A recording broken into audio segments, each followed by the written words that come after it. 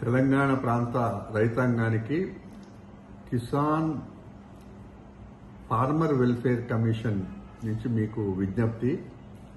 తెలంగాణ రాష్ట్రంలో మనము ఈరోజు ఫిబ్రవరి మాసంలో ఉన్నాం. మామూలుగా ఇది మార్చి తర్వాతనే ఎండలు ముదురుతాయి. అట్లాంటి పరిస్థితికి భిన్నంగా మార్చిలో ఫిబ్రవరి లోపలనే ఎండలు తీవ్రంగా వచ్చినాయి.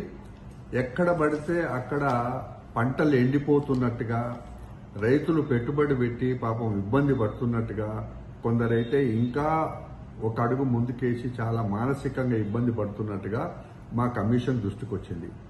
రైతాంగంతో ఒకటే మనవి, ఎప్పుడు కూడా ప్రకృతి ఒక రకంగా ఉండదు. ఒక్కసారి తెలంగాణ రాష్ట్రం ఏర్పడ్డ తర్వాత తెలంగాణలో బాగా ఎక్కువ వర్షాలు పడ్డ రోజులు చూస్తే 13.89 మిల్లీమీటర్లు 2022-23లో పడ్డాయి. అదేవిధంగా గ్రౌండ్ వాటర్ కూడా 13.42 మిల్లీమీటర్లు, అంటే ఎప్పుడు బాగా గ్రౌండ్ వాటర్ కానీ వర్షపాతం కానీ 2022-23, దాని తర్వాత ఇప్పుడు చూస్తే గ్రౌండ్ వాటర్ విపరీతంగా పడిపోయింది. బోర్లకు నీళ్లు అందే పరిస్థితి లేదు. పత్రికలలో చూస్తే అక్కడక్కడ చూస్తే భారీ పెట్టుబడి పెట్టి కొత్త కొత్త బోర్లు వేస్తున్నారు. గ్రౌండ్ వాటరే లేనప్పుడు మీరు ఖర్చు పెట్టి బోర్లు వేసుకుంటే దానివల్ల ఉపయోగం లేదు. అందువల్ల కమిషన్ ఎప్పుడు కూడా రైతాంగం యోగక్షేమాలు చూస్తుంది. కాబట్టి మీరు అప్పులు తెచ్చి పెట్టుబడులు పెట్టకండి, ఉన్న పంటను కాపాడుకోండి.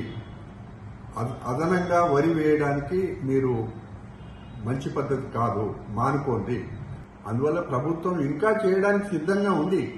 కానీ ఈ ఎండాకాలం పంట దయచేసి మీరు సాహసం చేసి బోర్లు వేసుకొని అనవసరంగా పెట్టుబడులు పెట్టకండి. జాగ్రత్తగా ఉండండి. మీ డబ్బులు కాపాడుకోండి, నీటిని కాపాడుకోండి, పంటలు ఎండబెట్టుకోకండి. खत्म, bye bye, tata, goodbye, गया।